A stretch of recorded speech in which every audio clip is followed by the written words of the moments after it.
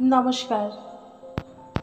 আজকে আমি পাঠ করছি শ্রী কিরণ শঙ্কর সেনগুপ্তের লেখা শুধুই যাবার চেষ্টা। এই কবিতাটি আমি সুনীল গঙ্গোপাধ্যায় ও দীপক রায় সম্পাদিত এই শতাব্দীর প্রেমের কবিতা এই বইটি থেকে পড়ে আপনাদের শোনাচ্ছি।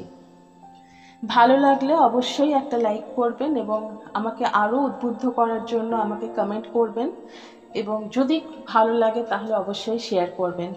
তো শুরু করছি আজকের কিরণ শঙ্কর সেনগুপ্তের লেখা শুধুই যাওয়ার চেষ্টা। একদিন আমি তোমার কাছে পৌঁছব বলে আজও বেঁচে আছি। তুমি কে জানতে পারলাম না এখনো পর্যন্ত। কৈশোরে যে দৃশ্যে সম্মোহিত ছিলাম, যৌবনে তার রূপ ভিন্ন। প্রৌঢ়তা আমাকে অবাক করে দিয়ে তাকে করেছে আরও স্বতন্ত্র।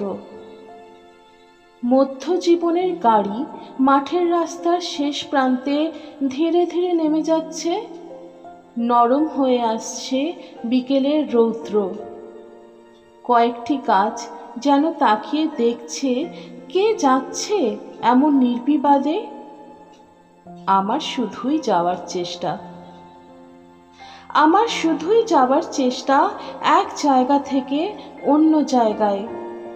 যেখানেই দাঁড়াই মাটি ফেটে যায়, ছায়া সরে যায়, ধীরে ধীরে উন্মুক্ত হতে থাকে গভীর ফাটলের অন্ধকার। হাওয়ায় যেন কিরকম হা হা ধ্বনি তোলে এক সময়।